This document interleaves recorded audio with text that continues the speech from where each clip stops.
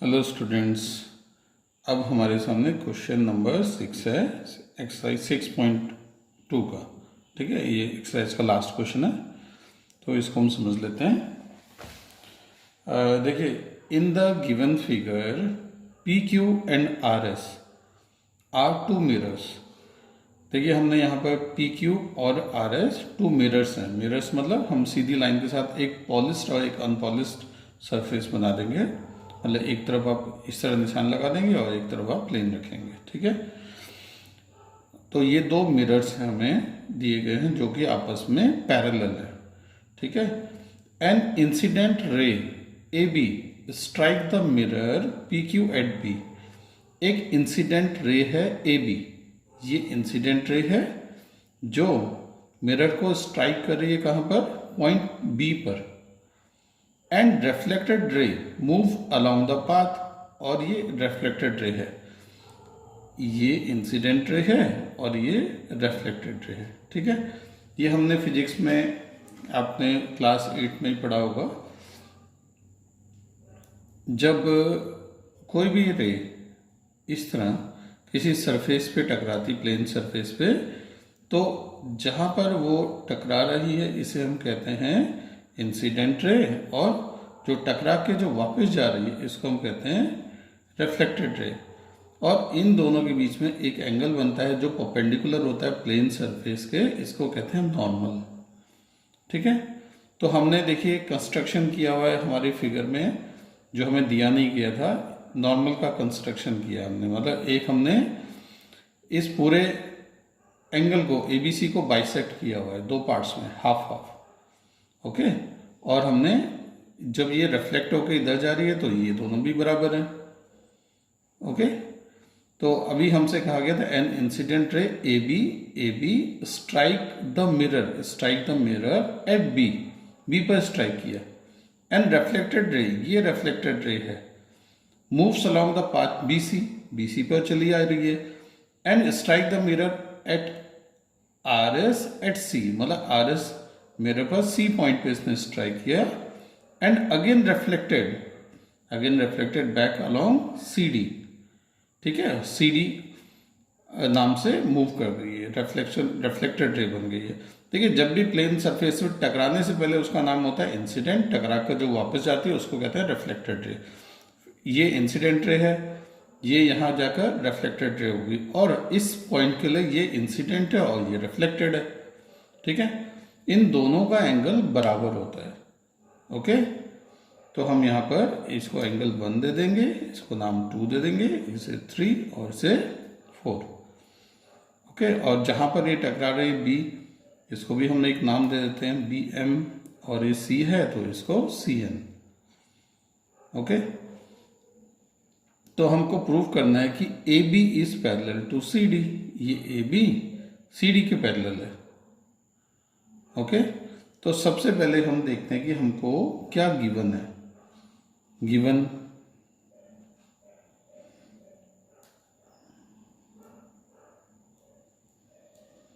हमको गिवन है P Q is parallel to R S.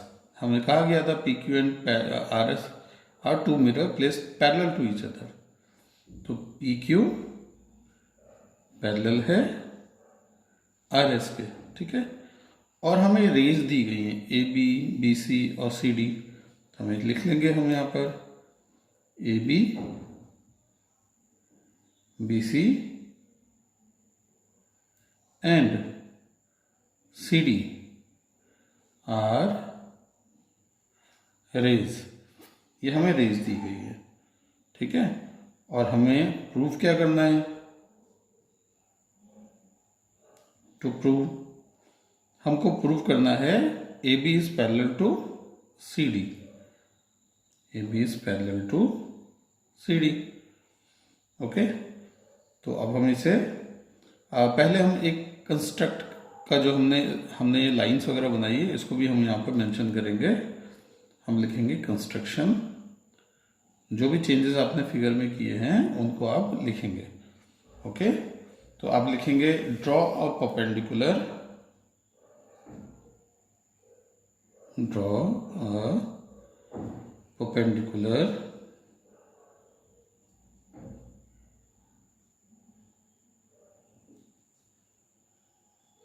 Perpendicular on B, B पर एक परपेंडिकुलर ड्रॉ करना है on B and C point पर। ठीक है, तो हम इसे लिख लेते हैं। जो बी पर हमने ड्रॉ किया वो बी एम है, किस पे परपेंडिकुलर है वो पी क्यू पर है, पी क्यू पर।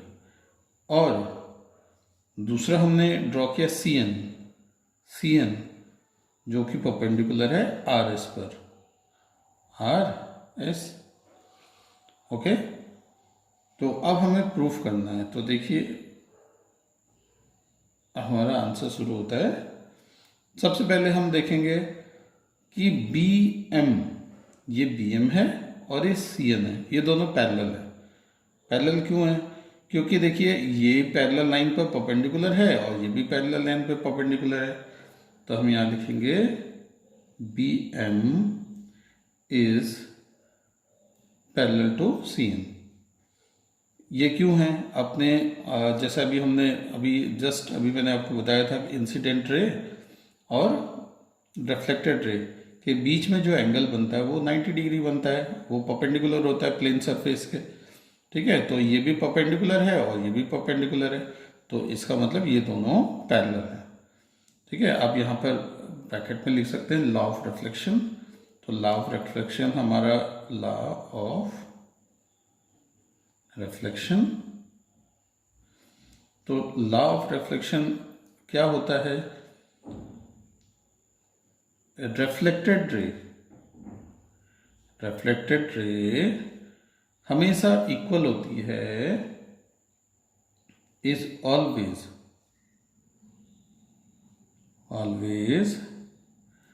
Equal to ray of incidence,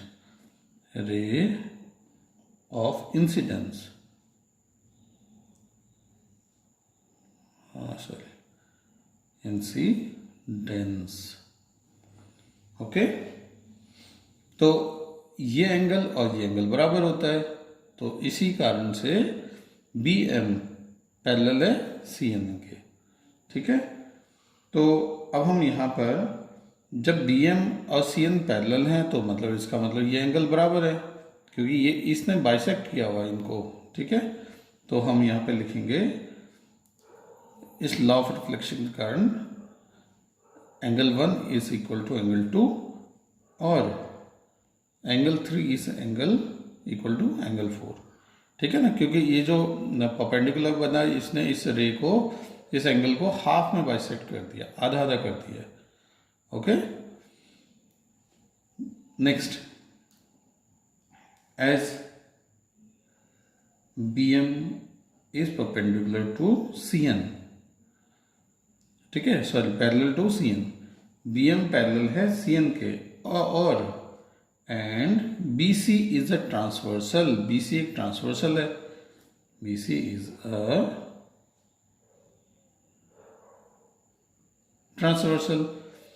तो देखिए ये बी एम लाइन और एन सी लाइन ये किससे ज्वाइंट हो रही है? इस लाइन से, बी सी से, तो ये ट्रांसवर्सल लाइन हो गई। तो इससे हमारे पास एंगल 2 और एंगल 3 जो बनेंगे, देखिए इसको अगर ध्यान से देखिए जेड की फॉर्म में आ रहे हैं। ठीक है, तो ये हमारे अल्टरनेट इंटीरियर एंगल बन जाएंगे। तो ये हमारे अल्टरनेट इंटीरियर एंगल बनेंगे, एंगल 2 और एंगल 3। ठीक है, इसके रीजन आप लिखेंगे अल्टरनेट इंटीरियर एंगल्स। ओके, तो हमें ये पैरेलल लाइंस के कारण ये दोनों एंगल बराबर मिल गए। तो अभी हमने इनको प्रूफ किया कि एंगल 2 एंगल 3 के इक्वल है, और यहाँ पर हमने बताया था एंगल 1 एंगल 2 के बराबर है। तो इसका मतलब एंगल 1 और एंगल 3 भी बराबर है। और अगर एंगल 3 बराबर है एंगल 1 के, तो 3 देखिए 4 के इक्वल है। तो इसका मतलब चारों एंगल एक दूसरे के बराबर है। ठीक है, तो हम यहाँ लिखेंगे एंगल फर्स्ट या angle 1 is equal to angle 2 is equal to angle 3 is equal to angle 4। ठीक है, तो इसका क्या मतलब है? चारों बराबर है। तो जैसे मान लीजिए 50 डिग्री है तो चारों 50 डिग्री के होंगे, ये 30 डिग्री है तो चारों 30 डिग्री के होंगे। तो हमको क्या प्रूफ करना है, हमको प्रूफ करना है कि ये जो जेट फॉर्म हो रहा है, ये जो जेट फॉर्म हो रहा है, तो ये एंगल और ये एंगल बराबर होने चाहिए ताकि हम इसको प्रूफ कर सकें कि ये पैरेलल लाइन है।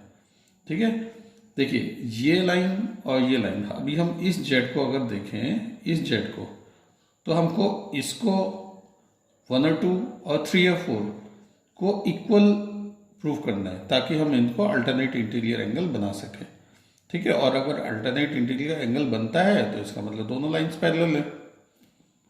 ओके, तो जब चारों बराबर हैं तो हम किसी को भी किसके साथ लिख सकते हैं, हम angle 1 plus angle 4 is equal to angle 2 plus angle 3 लिख सकते हैं।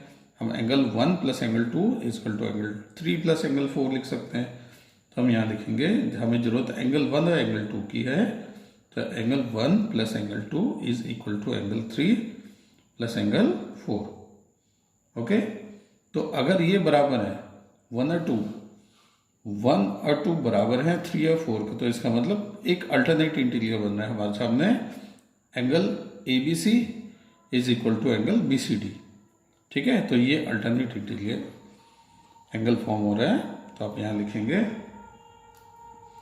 Angle ABC is equal to angle BCD, और इसका लिखेंगे कि क्यों बराबर है, तो इसका रीजन है अल्टरनेट इंटीरियर एंगल्स। ओके, तो जब ये बराबर हैं तो इसका मतलब therefore AB is parallel to CD। ठीक है, अगर ये अल्टरनेट एंगल हैं तो इसका मतलब AB और CD आपस में पैरेलल है। ओके, हमारा ये एंगल जो अल्टरनेट इंटीरियर एंगल बना वो 1 और 2 एक एंगल है, और 3 और 4 मिलकर एक एंगल बना, तो ये दोनों अल्टरनेट इंटीरियर बन गए, तो इसका मतलब AB पैरेलल है CD के। ओके, तो ये एक्सरसाइज आपकी खत्म होती है यहाँ पर। होप आपको सारी क्वेश्चन समझ में आ गए होंगे। ठीक है, थैंक यू।